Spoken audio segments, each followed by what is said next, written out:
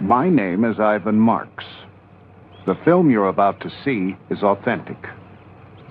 It records the last 10 years, which has changed my life. I stumbled on something that I could not believe at first, but soon realized it had significance on me and everyone around me, which could not be ignored or underestimated. The Eskimos call the subject of my story Bushman. The Colville Indians of upstate Washington call him Sasquatch. The Hoopas of Northern California call him Oma. But right now, let's just call him Bigfoot.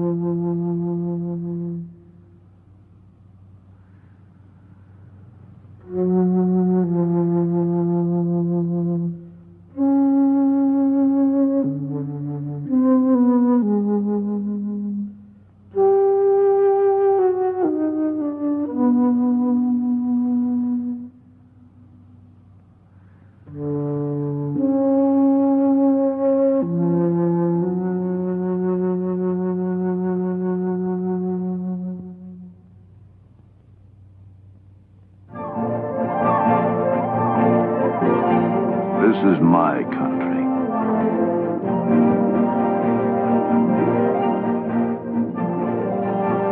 I've spent all my life in areas like this, as close to the animals as a man can get.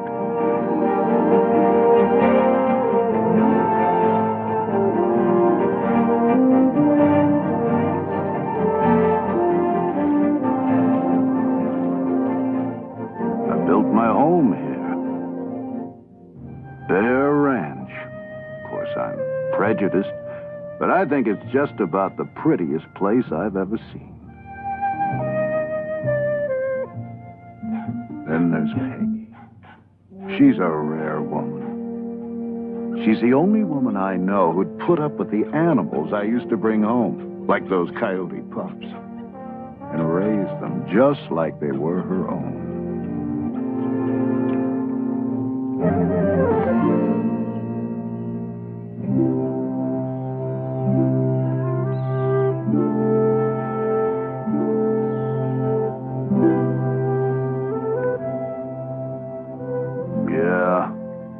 We've shared more ups and downs than there are in the high Sierras.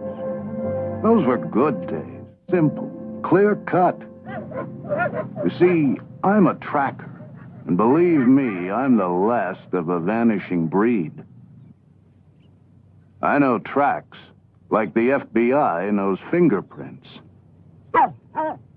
I specialized in renegades, killers of livestock, and sometimes people. I didn't kill for sport. I went after the right animals so innocent ones might be spared.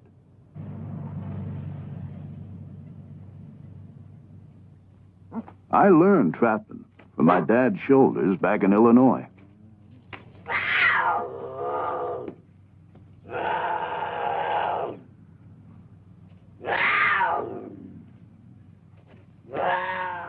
Since that time, I've worked for the government, territory, sheriff's office, federal game warden.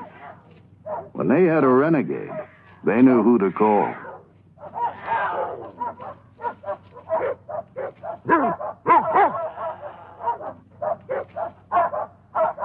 There was a time me and the dogs got called up all the way to Kodiak, Alaska.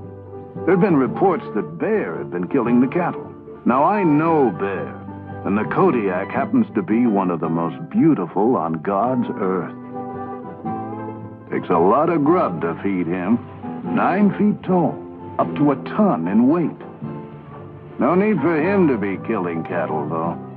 He's as fine a fisherman as you'll ever see.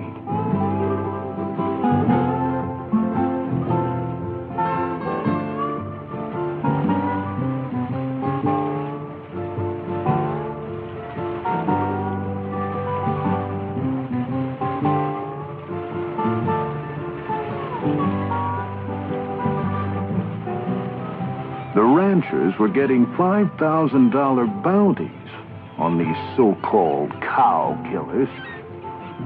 So I moved in to set things straight.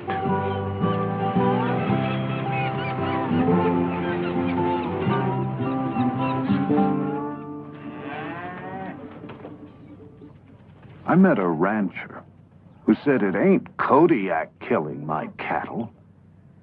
I'd finally found someone I could talk to. He said, Bigfoot. Straight-faced as could be. He said Bigfoot's been killing my cattle. Bigfoot? I checked the carcass and saw the cow had died naturally. The bears just fed on its remains. Found out after the grass was waterlogged. Not enough protein. Cattle died of malnutrition.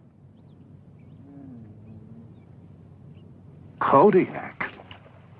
Bigfoot? People always want their questions answered in such neatly wrapped little packages. Oh, I'd heard about Bigfoot. Some abominable snowman who'd wandered across the Bering Strait before the Ice Age. I couldn't believe a grown man would tell me a Bigfoot was killing him. What a bunch of hogwash.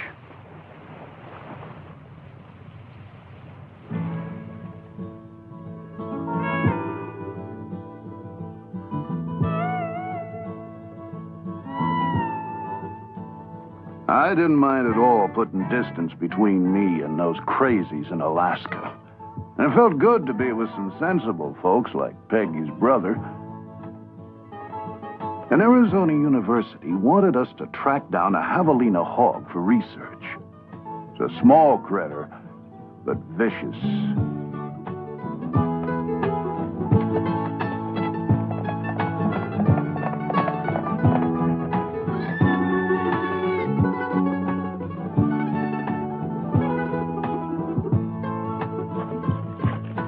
Well, I told my brother-in-law about the wild Bigfoot story at Kodiak, but he didn't respond as I'd expected.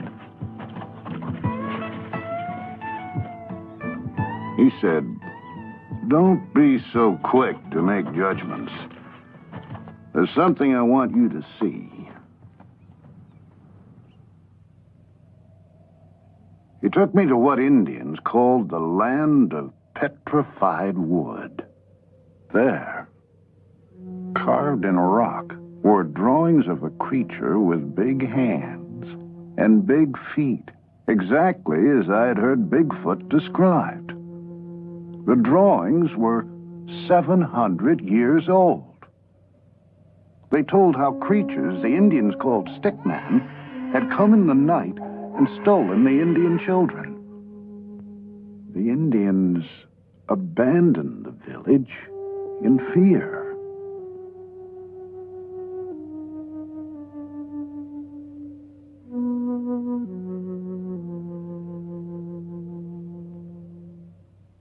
First the ranchers, now my brother-in-law. My head was reeling with Bigfoot.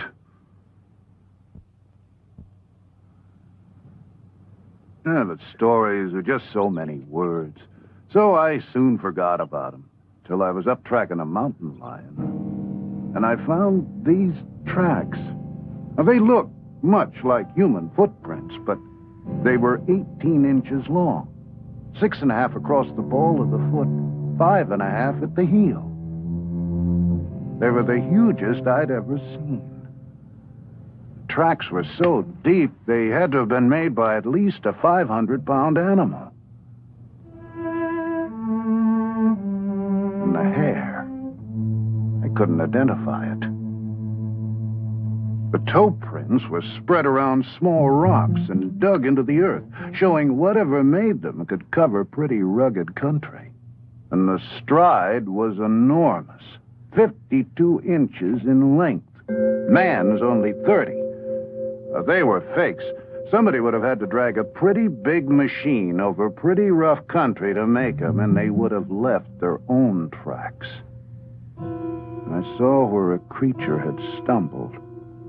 There was a handprint, but no sign of claws. They were so manlike. I was mystified, so I made plaster casts and sent them with the hair to a lab for analysis. Well, I tell you, I was glad to get home. Our pups were growing, and they didn't give us much time to think about everything that had happened.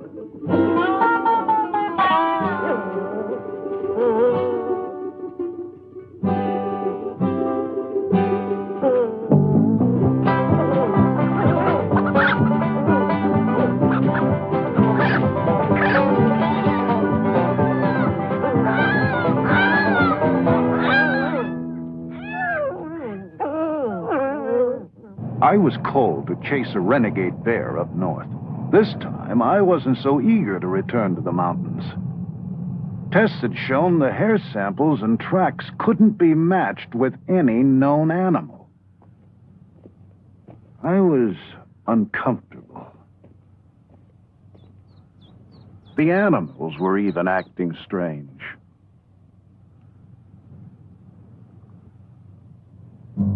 I soon found out why.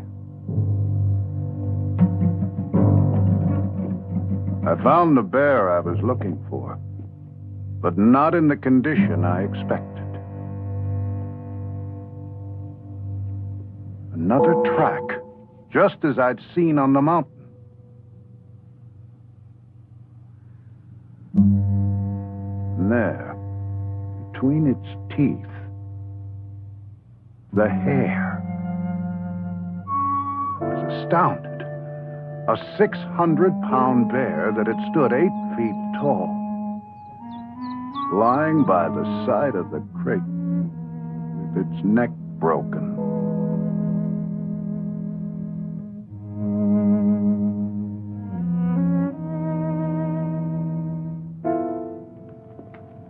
Now, I wanted to find out everything I could about Bigfoot.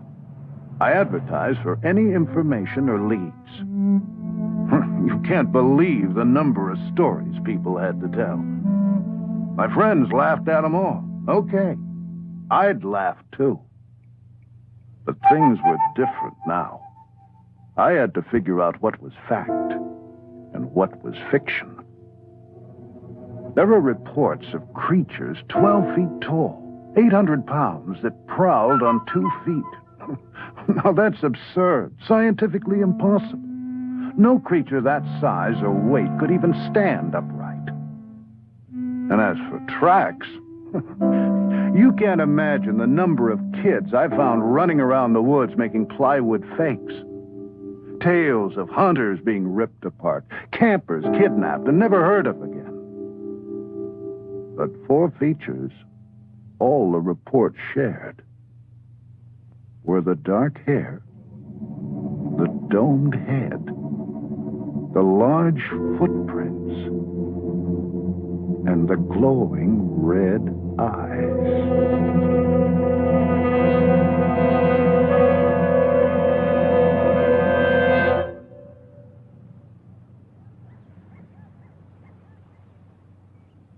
Nature's my home. How could some missing link be wandering around up here without me knowing it? It was good to get back in the mountains and visit a couple of my pets. I tried not to think about Bigfoot, but it was tough to shake.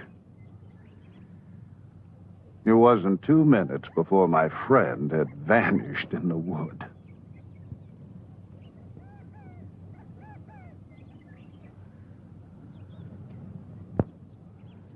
Well, I set out after him, but I couldn't find him anyplace.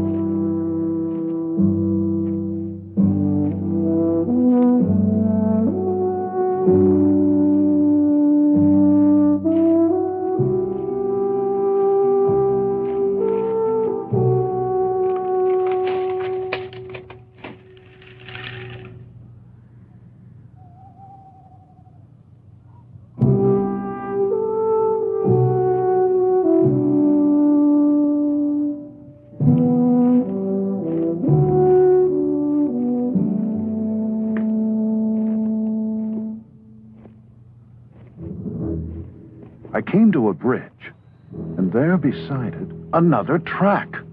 Fresh.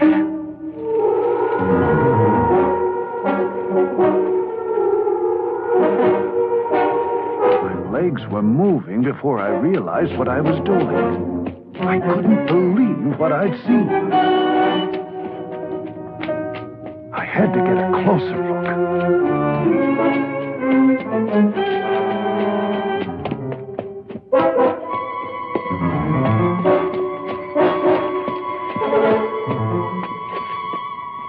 Nauseating, musky odor made it difficult to breathe. But I had to find out what I'd seen. It was getting dark. Time was growing short.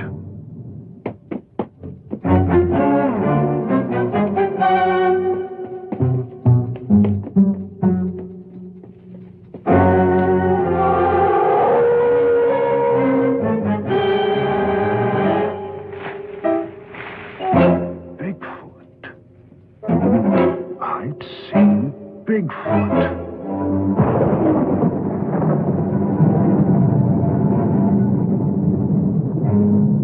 What the hell was I doing? I was here alone, without a rifle, without anyone knowing where to find me.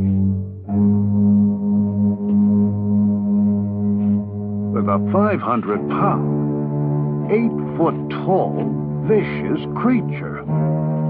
I had to get out of here. Get some help.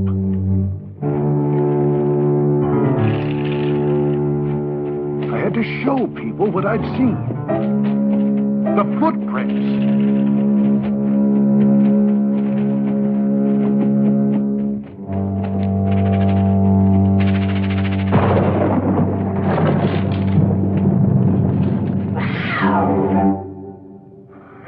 Just the cat. I'd never been so scared in my life. But my friends couldn't laugh now. Wait till they saw the tracks.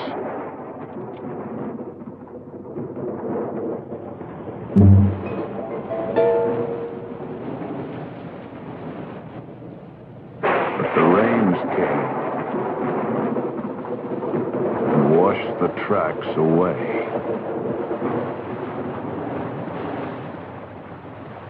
Hurry, hurry, get your Bigfoot burger, 2 burgers. Now, people's attitudes towards Bigfoot made me mad. I'd seen it.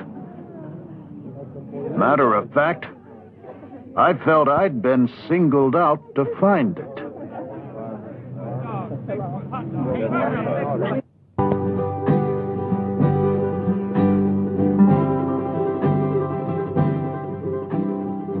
Where do you begin? Jackson Hole, Wyoming. A suspicious set of tracks. I really thought I was onto something. Over 500 on the side of a mountain. The tracks are funny things. The smallest print can melt, freeze, get snowed over. And before you know it, it's gigantic. Here, the supposed Bigfoot was a little old coyote.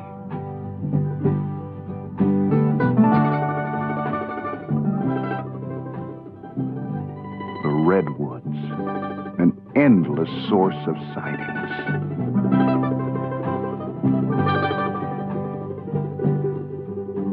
If this creature were here, where did it hide?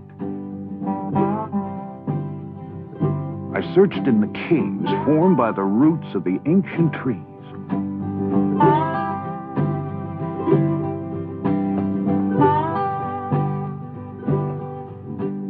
Here were perfect shelters, large, dark, secluded, hideaways to recover from injuries. Refuge for many forest animals from the elements. Protected privacy when giving birth. Hundreds of tree caves, but no tracks, bones, or unusual droppings. No clues at all.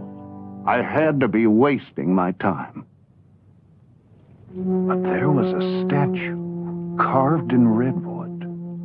Its image was based on hundreds of sightings collected over the years. And it was exactly like the creature I had seen myself.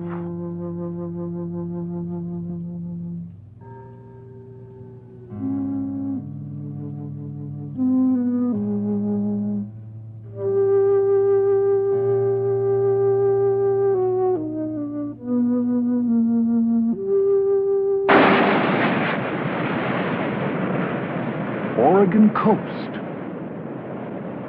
Reports of Bigfoot feeding during the run of the nightfish. The shore was secluded. Food was plentiful. It seemed a perfect place for the secretive Bigfoot. So I waited. You don't know what it is to wait till you've been a tracker.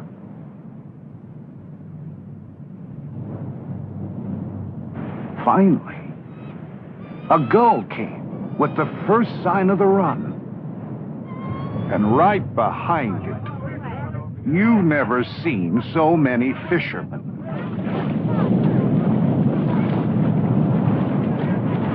My secluded beach turned into Coney Island. Only way Bigfoot could show up here was wearing swimming trunks. One bum steer after another. How was I supposed to know which lead to follow? I was running out of time, and I was running out of money. As we left, I felt like the waves were laughing at our backs.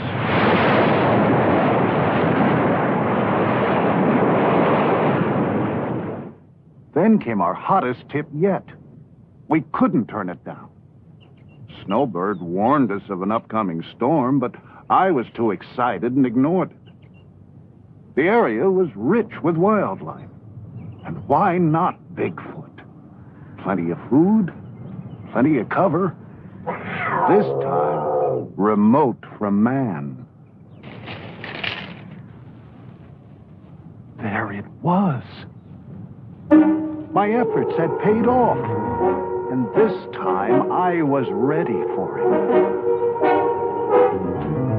I wasn't ready to find out it was just a bear staying up past its winter bedtime. What was happening to me? Any Boy Scout knows how people's eyes play tricks on them in the woods. I was like a gun-happy hunter that makes a 10-foot grizz out of a charred old tree stump. Even the snowbird was laughing. And why shouldn't it?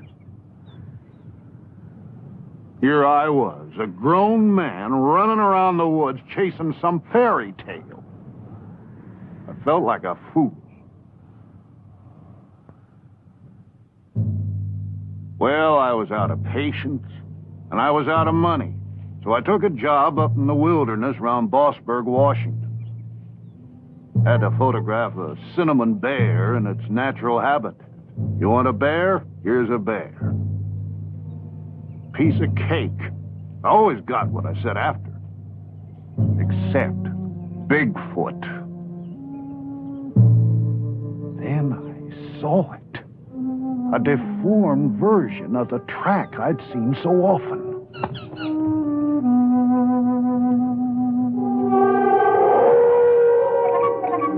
There it was. Finally, face to face with Bigfoot.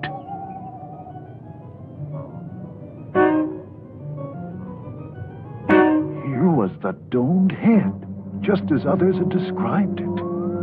The thick, dark fur to protect it from extremes of weather and allow it to pass unnoticed in the night. I saw it, photographed it, but scientists challenged my film. Yet it stood up under every conceivable test. Some revealed rugged terrain as the cause of the skinned heels, polio as the cause of the limp. But my documented evidence wasn't good enough for the experts. Experts who still asked, how could such a creature survive? Where does it live? Show us its remains. What does it eat? Experts who challenged my word but claimed credit for my film and profited by it on lecture circuits. Well, I didn't care for these people. But I was haunted by their questions. What an experience. Now I had to start finding some answers. The creature's tracks disappeared at the edge of a beaver swamp. Only sign of animal life was the geese migrating north for the summer. I wanted the satisfaction of bringing back unchallengeable proof. Still, where to begin? I found several other creatures had passed through the area, all heading north. Could Bigfoot be a migratory animal? I plotted all the reliable reports.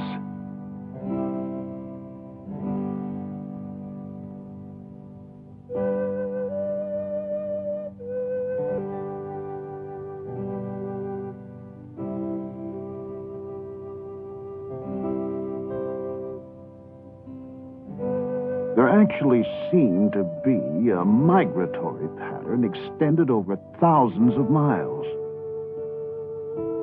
If this were true, I'd have some means of predicting the creature's movements and a good chance to find some answers to my questions. Bigfoot always stayed in very rocky mountains and isolated terrain. The greatest number of sightings, and the only ones of the Bigfoot young, were in summer, above the Arctic Circle. Could that be where Bigfoot migrated to breed?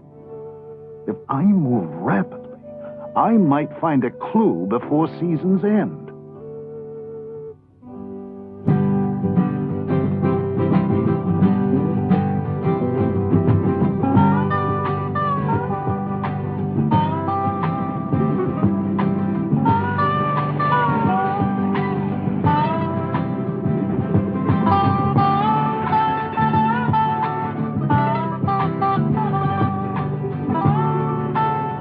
Peg and I took our camera and planned to document every step we took.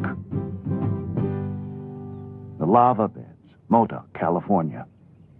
If Bigfoot were a migratory animal, my theory had to hold up all along the way. A track, centuries old, preserved in the lava. My theory was working. But I wondered how Bigfoot survived the violent eruptions that brought the lava rock. As usual, nature provided me clues. I saw these two little ground squirrels so much in love they took no notice of me or the dangers around them.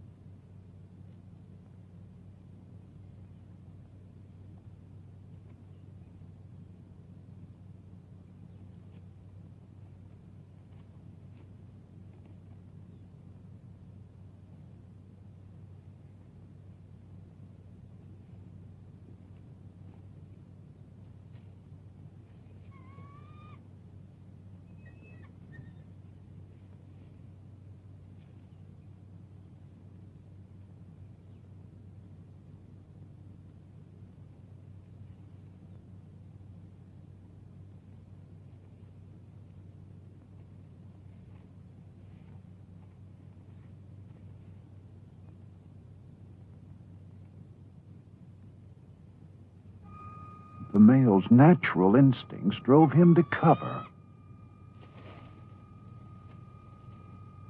These same instincts started up in the wounded squirrel.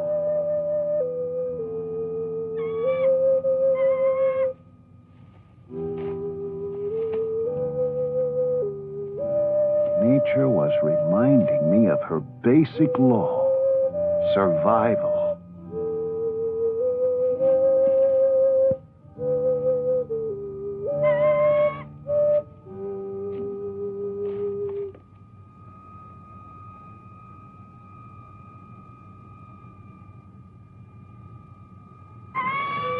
This same will to survive must have somehow kept Bigfoot going throughout all these years. But where did the creature go if it were injured? The caves, Mount Lassen.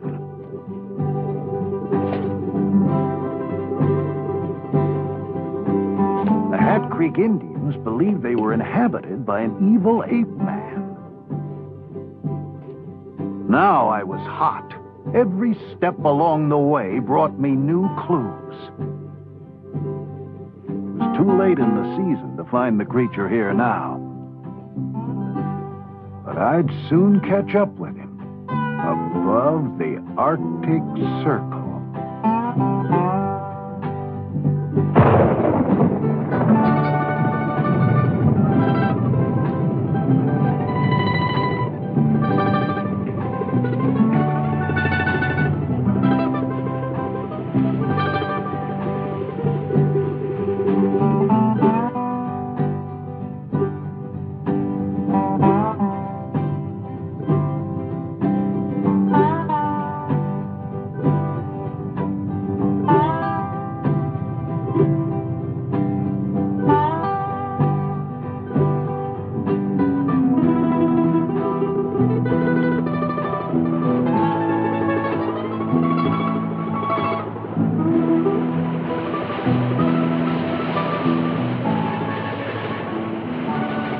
Peg and I found the people up north different. They encouraged me, took my search seriously. Like the lumberjacks, mountain men, like myself. The first into the midst of the wilderness, which meant first with stories of Bigfoot. Most of their sightings came at the time of year I'd anticipated.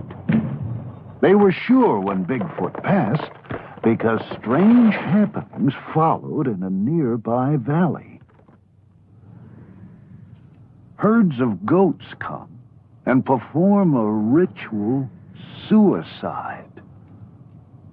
Sure enough, the goats were there, looking as if they were grazing normally, but actually eating pounds of dirt.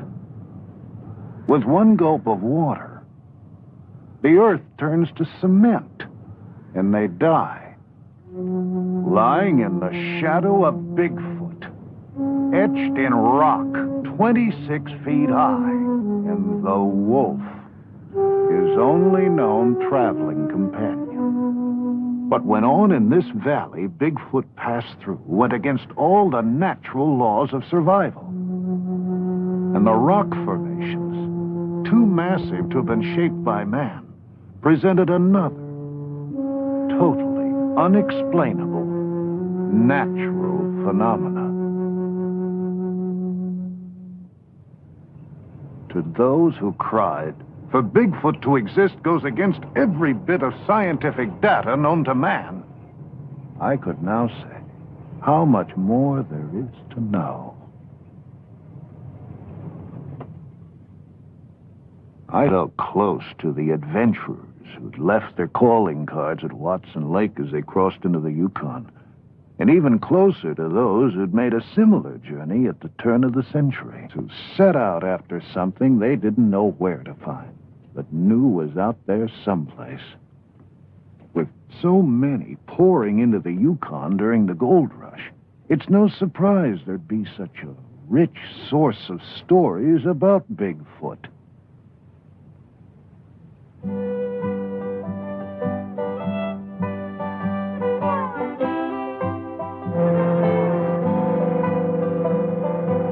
first time in my life, I understood what made people like that tick. It's more than gold. I guess we all need a frontier to explore. Don't necessarily have to go off into it. Just makes you feel kinda good knowing it's there. Thousands of these people came from everywhere.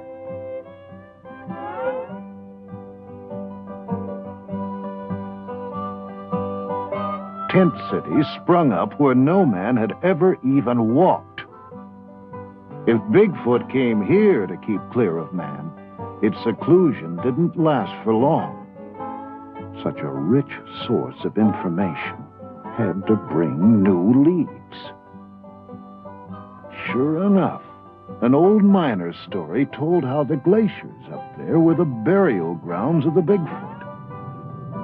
That would explain why there were no remains.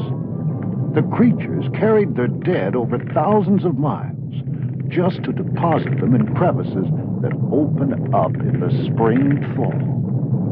Can you imagine?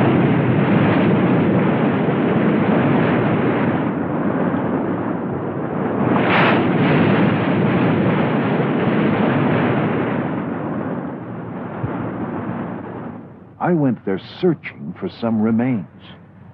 I did find tracks, so I had to be close. I found bones that told many different stories, but none of Bigfoot. The constant movement of the glaciers could either crush the remains or wash them to the sea.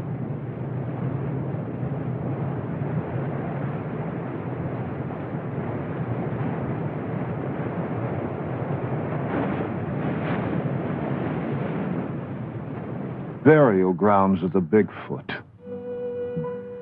I thought of the people who were the source of these stories. Their friends called them crazy, and some of them might have been.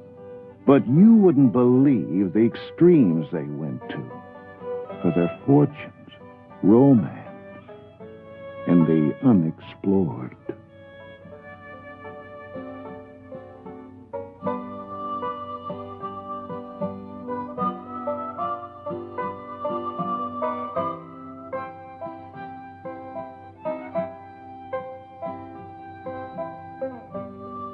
I guess it wasn't so tough to believe Bigfoot could have gone to similar extremes for a far more instinctive, basic drive, as burying his dead.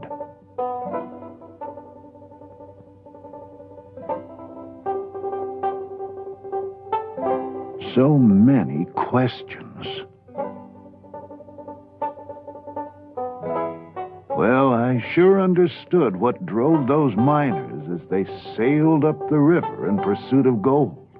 For I'd soon ride the same river in pursuit of Bigfoot.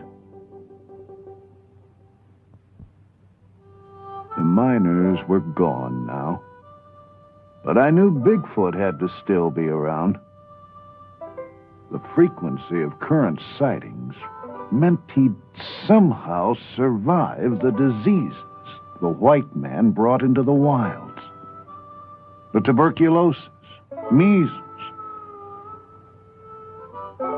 that wiped out whole tribes of Indians and Eskimos.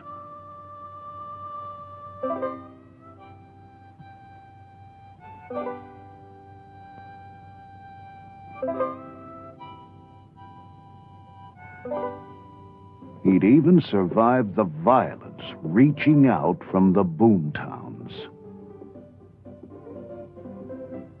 Now I understood why Bigfoot steered clear of man. He had to, in order to survive.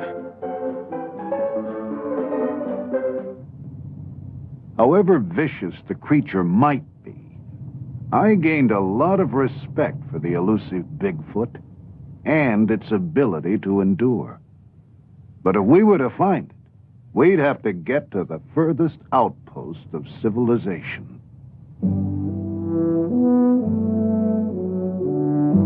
When we ran out of road, we saw the remnants of the old pioneers giving way to the machinery of the new. Thousands were now pouring back up to the new gold rush for the black gold, oil.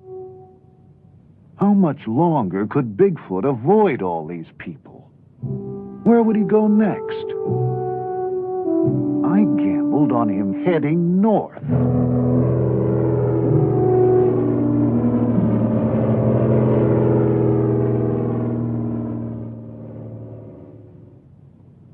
Well, traveling had been tough, so we treated ourselves to the fanciest hotel in town.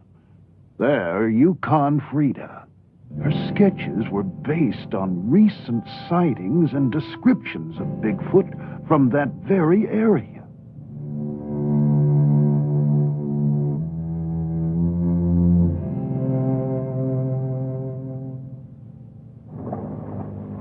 As we started our journey up the river, I thought of the statues and drawings I'd seen in Arizona, California, Oregon, Washington, British Columbia, the Yukon, and now above the Arctic Circle, all of them resembling the very creature I saw myself.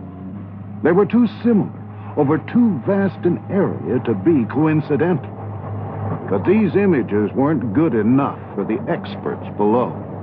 I still had a lot of questions to answer. There were no grocery stores up here, so we ate off the land or purchased fish from the Eskimos. I knew I could get my answers from these people, 'cause stories of Bigfoot were as plentiful as the food. One man told of the strange day his mother died. In a cabin like this, family and friends gathered to await the passing of her spirit. That night, they heard a soft scratch at the door. There was Bigfoot, chanting in a strange tongue. Everyone was terrified. The spirit of his mother was speaking through the voice of Bigfoot. They must abandon their homes, which they did. The next day, an ice floe changed the river, and waters now flow where the village once stood. I asked to see this area, hoping for a sign of Bigfoot. The man said, "If you wish to see the king of the animals, he breeds in the mating grounds of the Alaskan moose."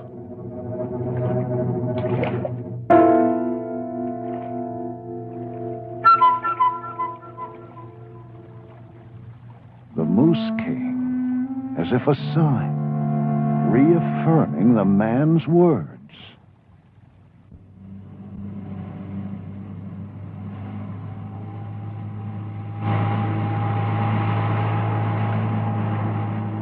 Up the river by a salmon wheel, a lone Eskimo greeted us with the words, "Bigfoot is not here." How did he know what we were after? He told a tale about a trapper who killed a creature in the early 40s, bringing the wrath of Bigfoot down upon his people.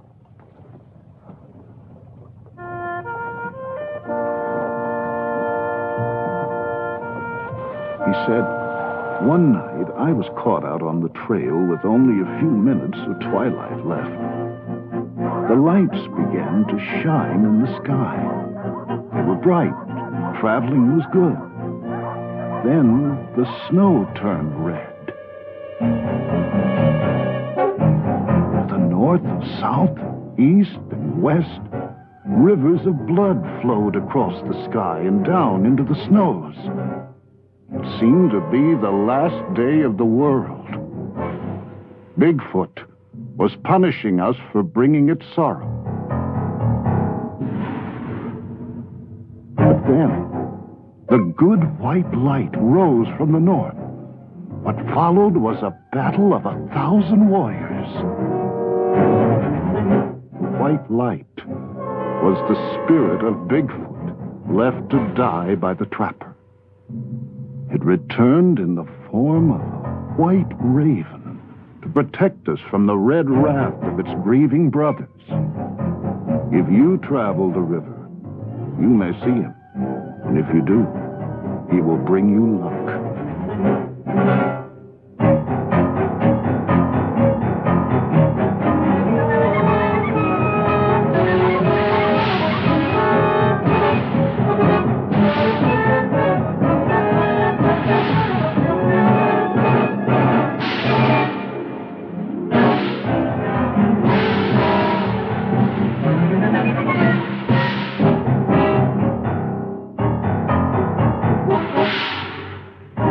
Then the native gasped, pointing to a bird soaring above us. The legendary white raven. The fisherman said, "Bigfoot smiles upon you. You will bring word of him to the people below."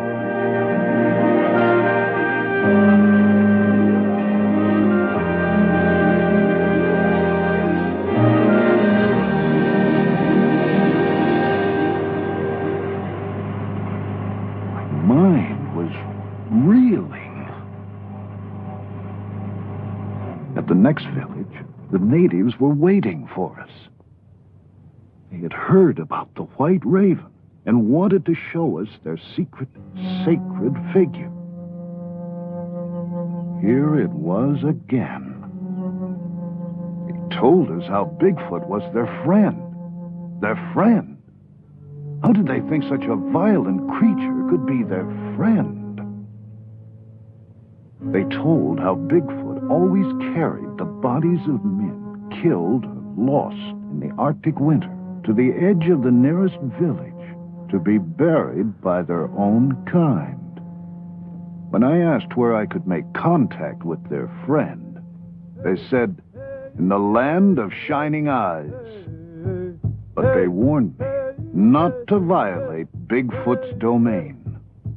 I reminded them of the white raven, so they taught me a chant to sing on the night of the full moon and promised I would see the glowing eyes of Bigfoot.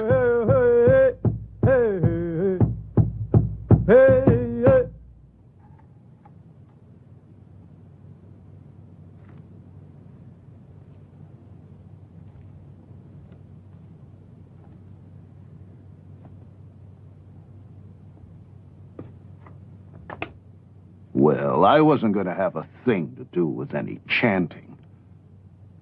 So I set up walkie-talkies 300 yards from the tent to monitor any movements on the tundra during the night. At the first sound, I'd have a jump on the creature.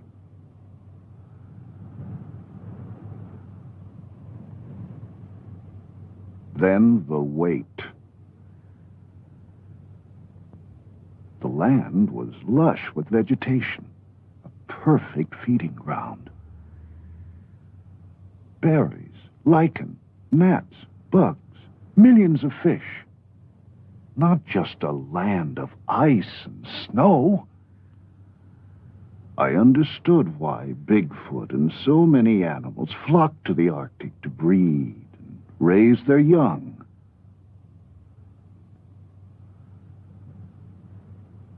But this land was strangely silent.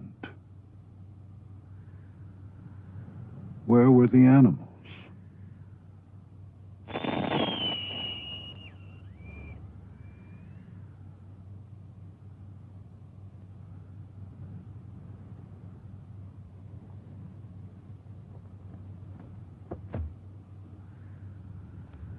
My transmitter had been thrown 15 feet.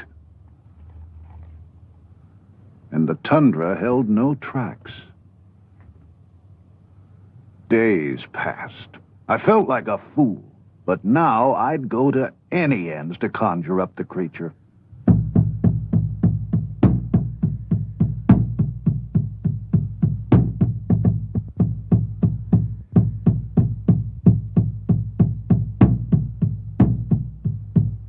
Soon Peg saw what she thought were two car lights approaching.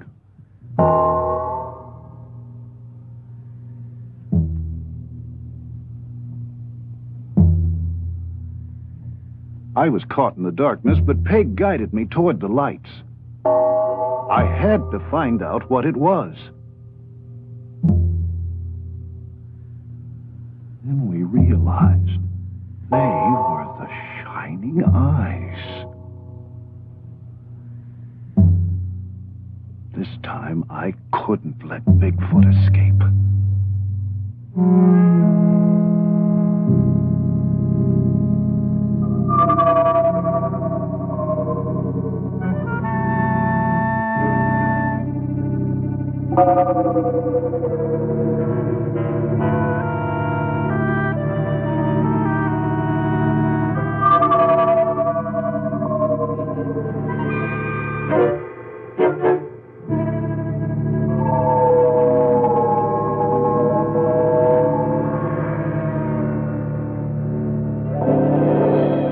The dawn broke, and it disappeared behind a rainbow.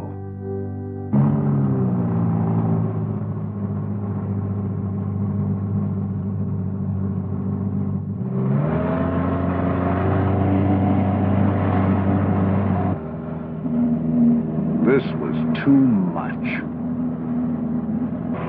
I felt like I was coming apart at the seams. Here I was, an experienced mountain man all my life, acting like a spooked tenderfoot.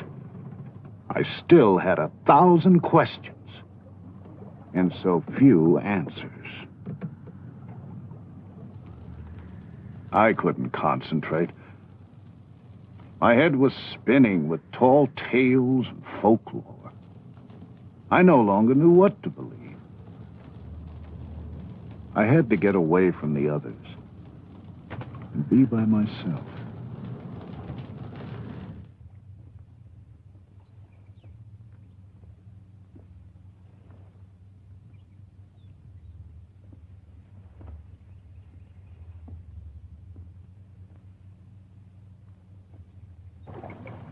There were the salmon, back after 10 years of living in the sea, to spawn in the exact place of their birth, and then to die. They reminded me of those I'd seen at Kodiak in the days when I was a pure tracker, stuck to nature's signs and wasn't so confused with all the legends and stories of man.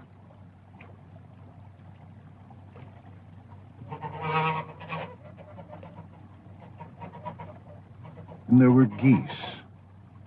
My first clue to Bigfoot's migratory pattern.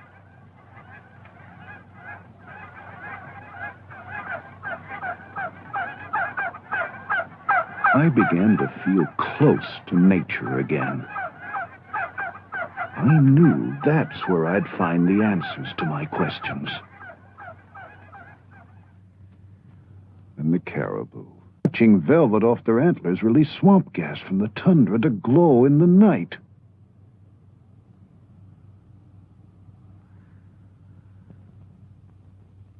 Then I saw what must have been the monarch of the north. I was terrified. It could crush the likes of me with one swoop. But it was the most magnificent animal I think I've ever seen. He didn't seem to notice me as he made a clearing. He sharpened his horns as if to prepare for combat. I thought he'd come for me now. Instead, he dug a pit and marked it with his scent.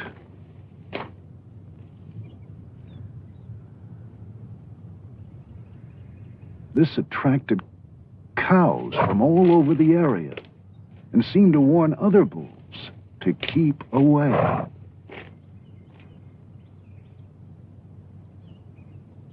The cows declared themselves his by covering themselves with his scent.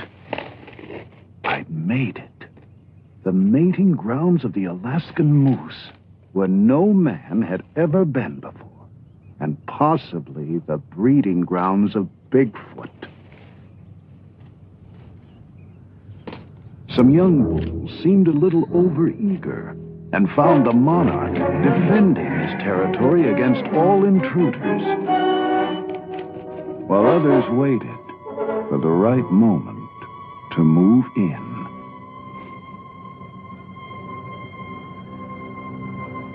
Then he saw me.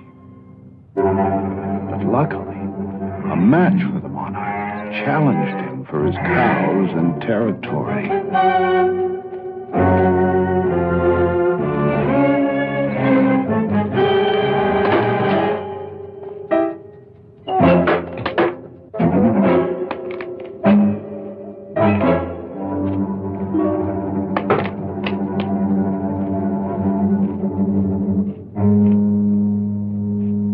Those who'd waited now moved in. While the bulls were fighting, nature made sure there'd be a good crop of calves come spring.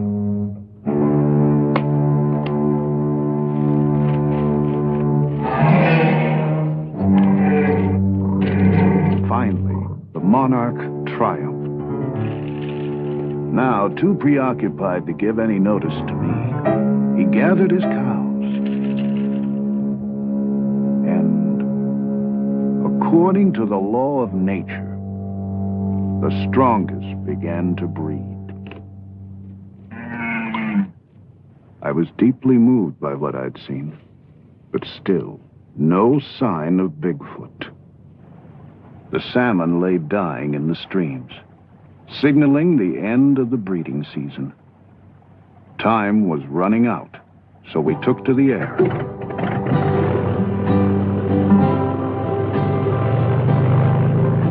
The Arctic winter could close us in at any moment, so we had to move fast. Why couldn't I find this creature? Was my theory wrong? When I saw the expanse of space below, I laughed. Anything could be out there.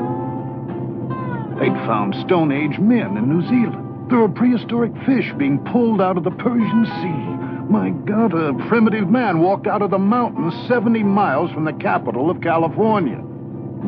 There's so much territory yet to be explored. We found undiscovered wrecks of men who tried to break into this wilderness and were never heard of again. I couldn't think of the risks. Everything I believed in was on the line.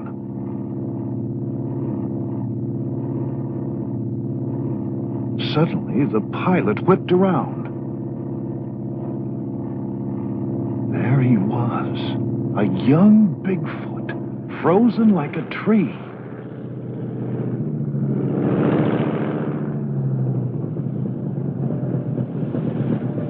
We raced back to the river, but he slipped away.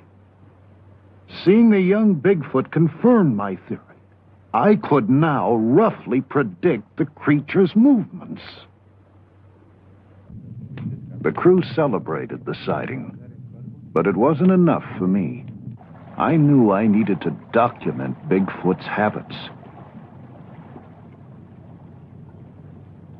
The young Bigfoot's tracks led me from the river to a lush meadow. He'd passed through a herd of grazing muskox. I wondered what Bigfoot fed on. Maybe he ate vegetation too. Or fish. I'd seen him by a river. Of course, he could have been cleaning himself. Or drinking. Of course, he could be a predator. One of these oxen had last him half the winter. Bigfoot's behavior still held many mysteries. But now it was just a matter of time before I solved them. Sun up. Yeah, early start. Let's eat and get to bed. Winter now closed down on us in earnest. We were forced to move south, just like the animals.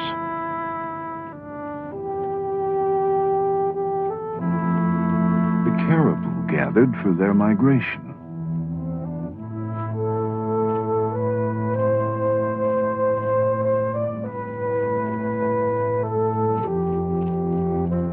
to be the source of food for all the meat-eating animals that followed.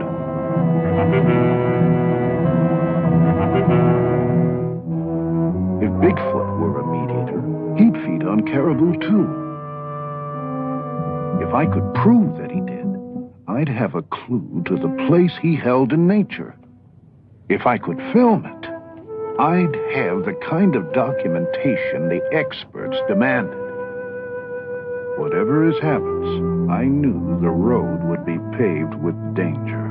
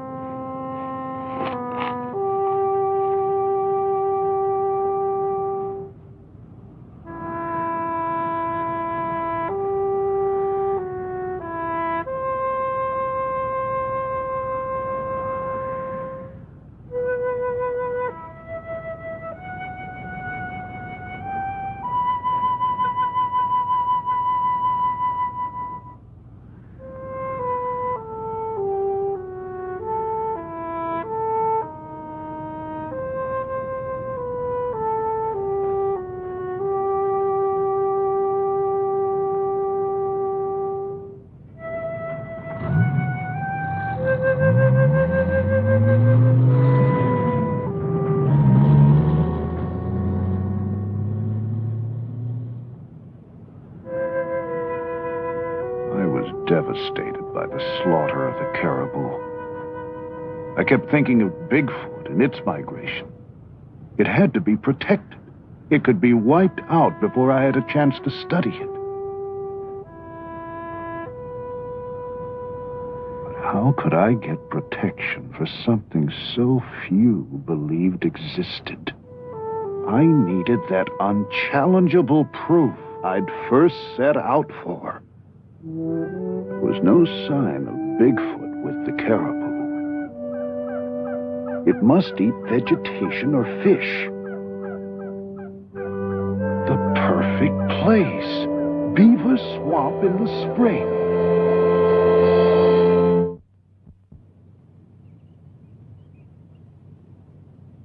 I got there early and planned to stay as long as I could.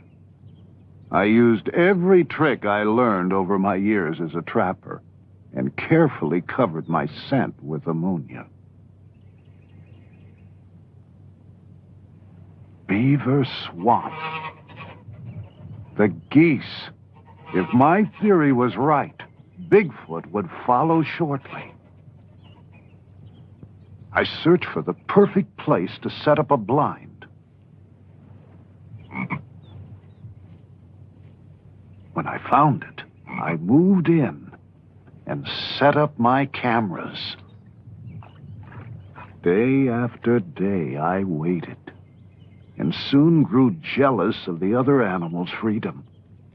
I was stiff, chilled to the bone, but I was determined not to make a move that might warn Bigfoot of my presence.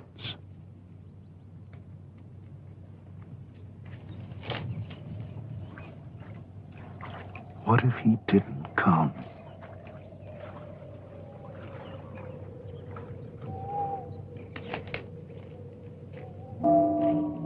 Then a movement in the woods. The sun hadn't come up yet. It was hard to make out what I'd seen at first.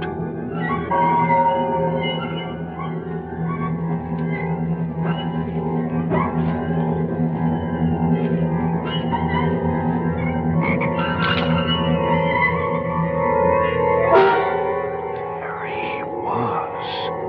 Bigfoot, standing no no more than 100 yards from my blind. I began to shake all over. I could barely keep hold of my camera. He was awesome.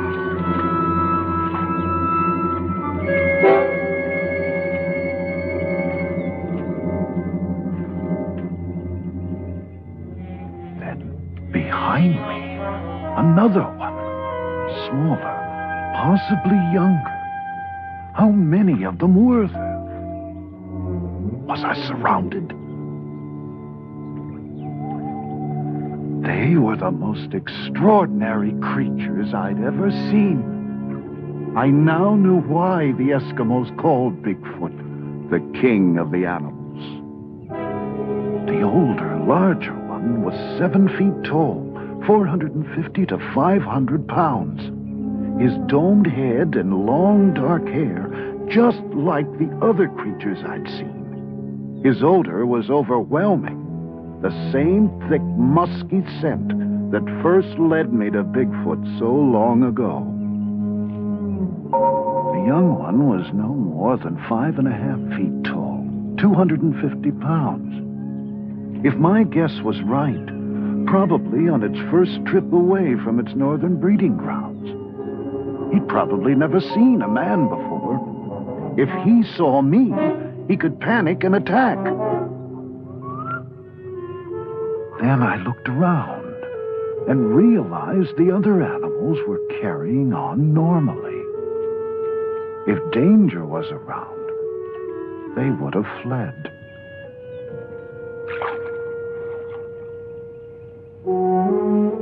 Just as the Eskimos had said, Bigfoot is a benevolent creature.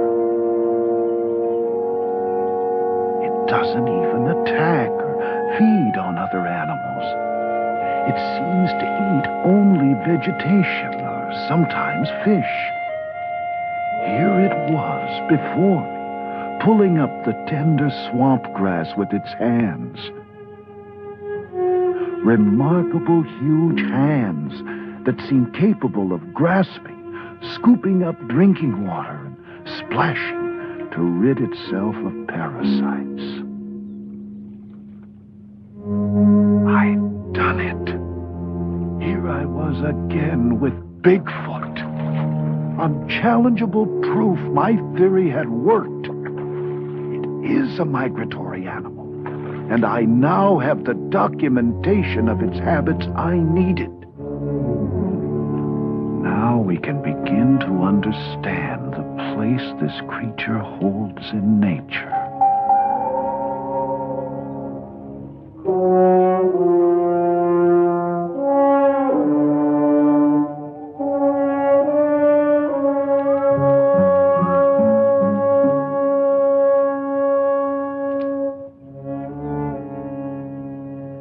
A raccoon came out to start his day's hunting. I knew the nocturnal Bigfoot would soon return to the cover of the forest.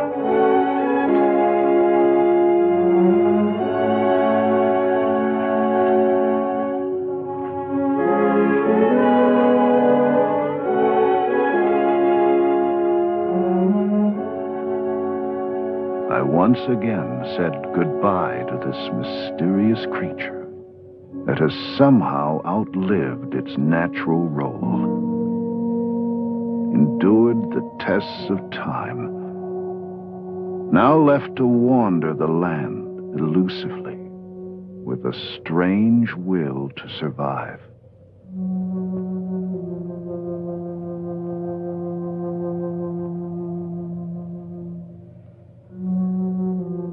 Oh, I still have plenty of questions, and I'll continue my search for the answers now. But I assure you, I'll no longer get so caught up in the problems of my research that I'll lose touch with the wonders it reveals.